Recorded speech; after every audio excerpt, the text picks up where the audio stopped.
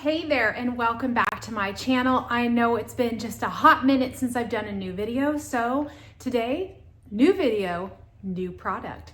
Let's head over onto my workbench and find out what I'm talking about.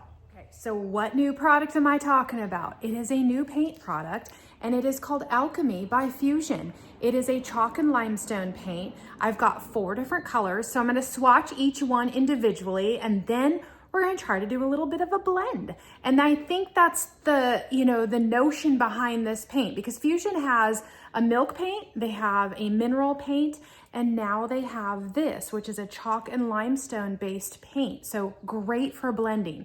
So let's see what we can come up with. Now today, I'm not gonna be working on a piece of furniture. This is the first time using this product, and sometimes I like to just test things out. And that's what we're doing here today in this video. We're testing out this new product. So we're gonna do it on a old cabinet door that I took off a piece of furniture. I keep them around the barn, so in cases like this where I need something to paint on and practice on, I've got it. So let's go ahead. I'm gonna flip the camera down and we're gonna check it out together.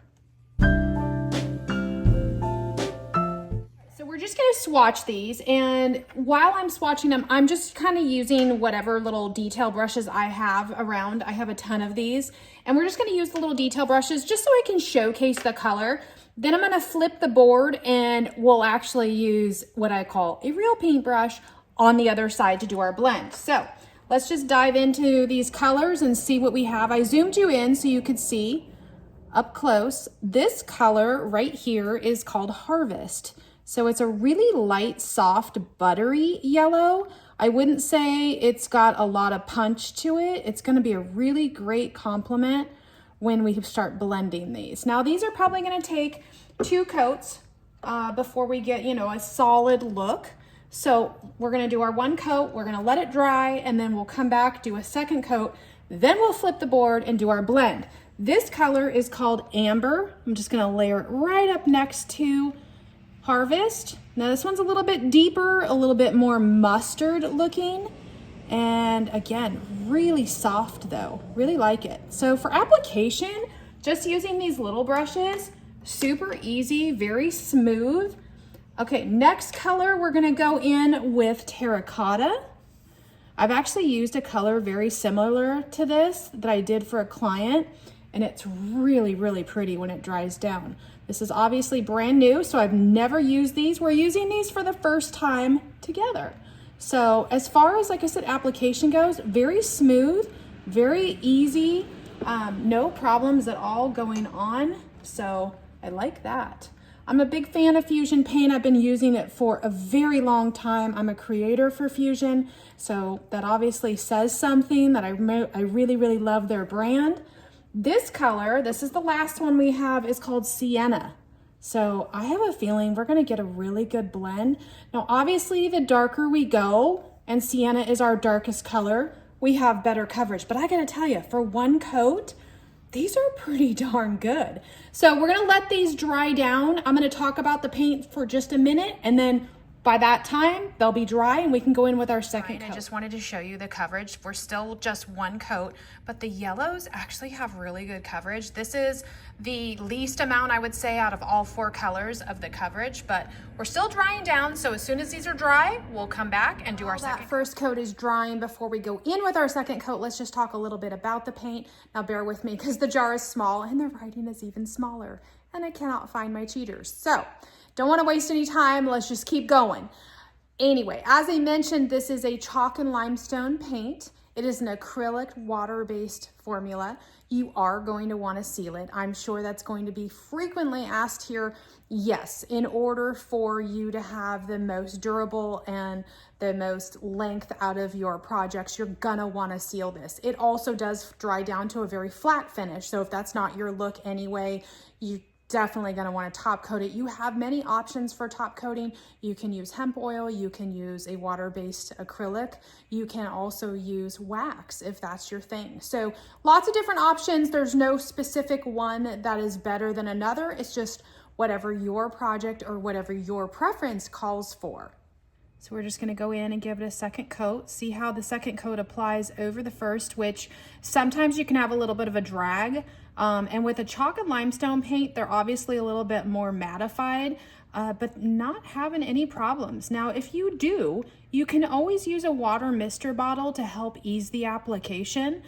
Being that this is a water-based product, it will really help, and it's not a problem to use it. But I don't see the need to go ahead, and you can see how many times I'm going over this.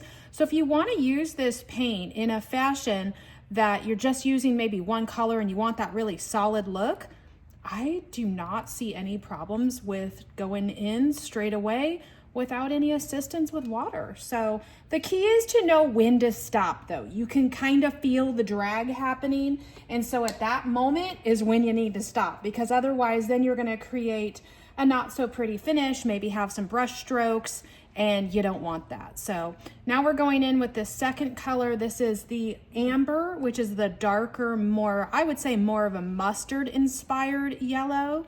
And again, using a different brush. Every one of the brushes I'm using today for doing this part of the video are just a standard artist brush, nothing fancy, nothing special. Just goes to show you that you can apply paint with, you know, a decent,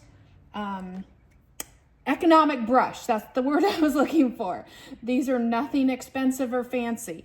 All right, now we're gonna go in with Terracotta. Now this was the one that had, I would say out of all colors, had the least amount of total coverage on first coat. But again, most of us don't do just one coat of paint, so it's kind of here nor there. Doesn't really matter, but I do like the way this is applying. Very, very smooth, going on very, very easy. All right, and then our last color, which is the beautiful Sienna. I have to say, out of all the colors, and if you follow me for any length of time, you know I'm a neutral girl. So these colors are extremely out of my comfort zone.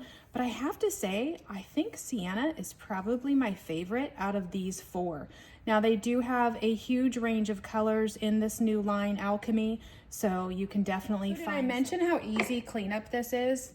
Being that these are a water-based acrylic chalk and limestone paint, they're very easy cleanup. That's why I don't have gloves on right now. Normally I do paint with gloves on all the time, but I literally spilled some on my counter and wiped it right up with just water. So it's an easy soap and water cleanup, so I'm not wearing gloves. So when you're blending, I grabbed two brushes. We're gonna start with just two colors. It's best to kind of start with two and then build from there, only because it depends on what kind of look you're going for. And what I want to do is kind of go from a dark to light situation. So I'm going to use these, which are extremely complementary. And then you look at the bottle and you look at my brush and you go, yeah, that's not going to happen. So these are Stahlmeister brushes. These are really great for blending this shape brush, and Stahlmeister makes a pretty mean brush. So not cheap, but very good. We can't obviously really stick these in the bottle. So what I'm gonna do, which I normally would not, is I'm gonna pour my paint out. It's the only choice I have. I don't have any other, you know, now that I look across the countertop, I actually think I might put these in like a solo cup. Then I can actually dip into it. That's more what I wanna do, because with blending, it's about building. So you don't wanna go in with a ton of coverage and try to go back. You want to start with a little bit at a time and add to it. So actually, let's hold on just a minute. Red solo cups are more than for just drinking out of. Matter of fact, I use these majority of the time in the barn. I don't ever drink out of them. So I am gonna pour in a little bit of paint of each color, just a little bit, and start with that. And that will make it easier because we can dip our brush in, which again, anytime you're blending, it's best to start with less and then go more. So let's start with the darker color, and we're gonna kind of just use this as the base, but we're not like gonna cover the whole thing. So let's start with this brush here. And in case you're wondering, this is the Stahlmeister Series 2020-20. So I'm gonna just go ahead and dip in, get some paint in there. Now, another thing you can do is grab just a clean paper towel. If you need to dab off, then you can do that. So let's just go ahead. As you can see, I dabbed off and there's still a lot of paint going on. So I'm just gonna kind of start up here at the top, and then I'm gonna put that color aside and I'm gonna go in with my lighter color. So for this, we're using Terracotta, and this one is called Sienna. So I'm gonna take this and just kind of dab off again, and then I'm gonna take this color kind of in the center, and I'm blending right into my Sienna because I want to mesh these two together, and it's gonna make 1, 2, 3 different colors. And then we're gonna go back in. I still have a lot of paint on this brush, so we're gonna go back in with Sienna, and we're gonna go ahead and put some here at the base and go back up over the top. I'm gonna set that brush down, and I'm gonna go back in and get a little bit more of that lighter color. And we're just gonna kind of, when you're blending, there's no rhyme or reason, there's no rule. You don't have to go a certain way. You can go in circular motions if you would like. You can go straight if you would like. There's no perfect way to do it. It's all what you're looking for in the final look. So in this case, what I want to do is highlight the center and then feather it out. Now we have a lot of harsh lines here. That's all going to go away. The more we blend, the more that it will start to look like one continuous but two colors, if that makes any sense. So let's just go back in. Now I did not load up any more paint. I'm only using what is on the brush currently. Now I do not want to drag my light paint up into that. What I want to do is kind of just concentrate on creating like almost like a highlight in the center here. So that's kind of what my goal is. I want a highlight, and then I want some, so lighting here and then the dark here.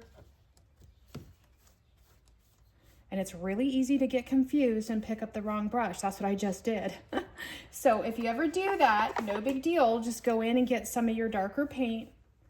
And I want kind of what's called like a halo effect, where in the center we've got it all highlighted, and around the edges, the bottom and the top, it's got that darker color. So I'm just gonna keep going with this and blending away. As you can see, at this point, I don't need any water. It's blending really, really well on its own. Now, as you can tell, my lighter color is kind of dissipating a little bit. So we're just gonna dip back in and add some more light to it. And again, there's no, there's no rule book when it comes to this. It's all about how it looks. I used to do a lot of blended furniture and then just kind of got out of doing it. For a while, it was very popular here in my area, and then it wasn't. So I haven't done this in a long time. I do have multiple videos showing how to achieve a blend, and bottom line, it's just a lot of finagling. It's a lot of back and forth. It's a lot of kind of touching it and not, putting the brush down. You're just gonna, keep going until you get the look that you desire. Now, as you can see, what I just did there is this is my original darker color. Now I'm kind of going and doing the whole thing, because that's what's gonna give me the softer blend. And right now we went from having like a center spot that really stood out to one that's gonna really kind of blend in. The idea with creating blends is to mesh all the colors together, not to see two different colors, but to see highlights and shadows and things like that. So I'm just gonna keep going with it.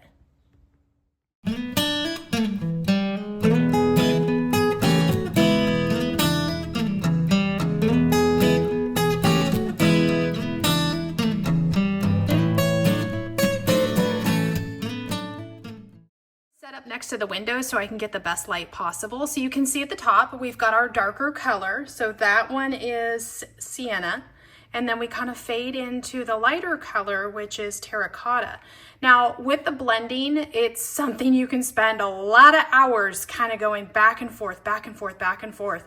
And there's different techniques and there's different ways of doing it. This is what I'm going to call a very quick and dirty look.